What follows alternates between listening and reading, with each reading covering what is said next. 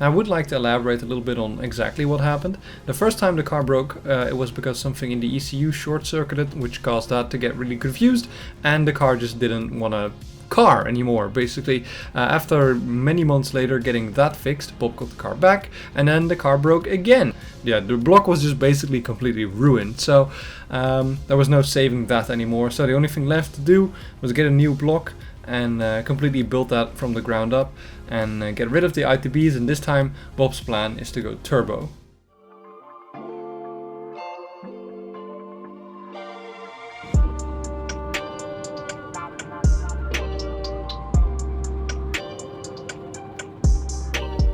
I'm at the gate. I'm here to pick up some stuff.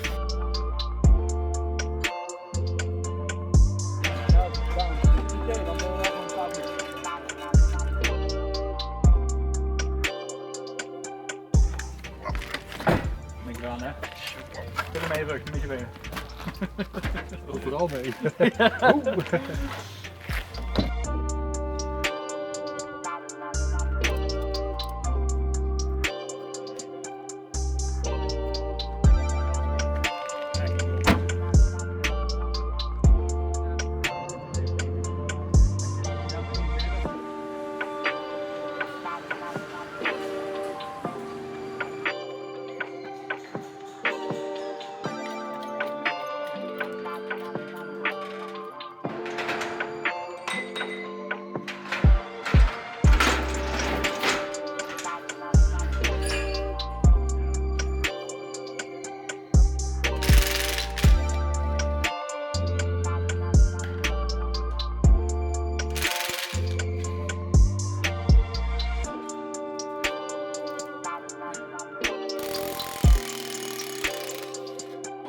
Oeh!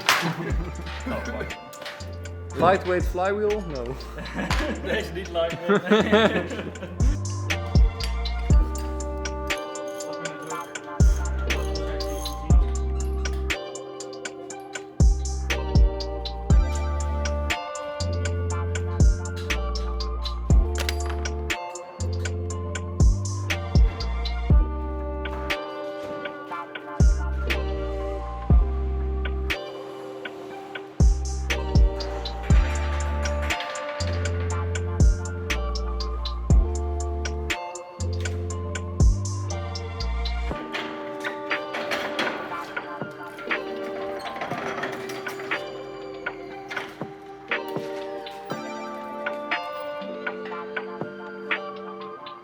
De bak met vloeibare wat dan ook.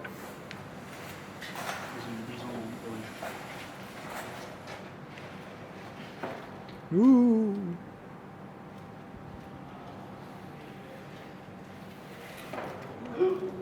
Oh.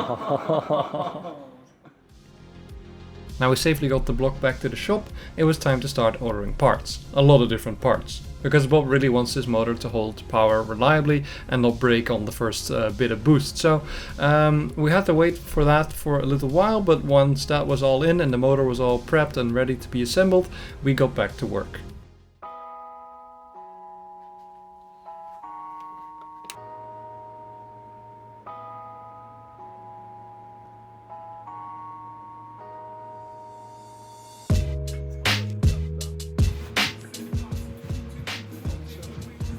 Waar moet die in?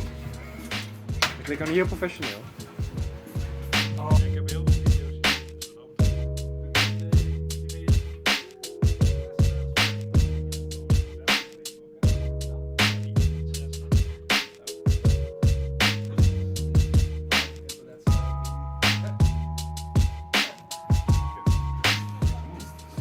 Oh, lekker Dus hij is hoeveel chiller dan gewoon? Ja. Nee, zo. Zit hij er nou op? Nee, gewoon dan.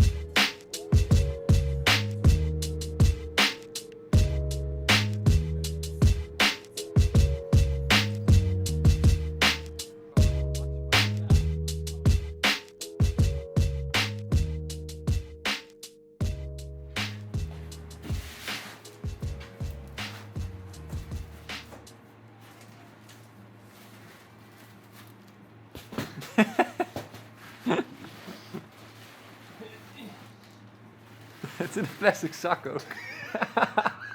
Ik heb mijn vis bij.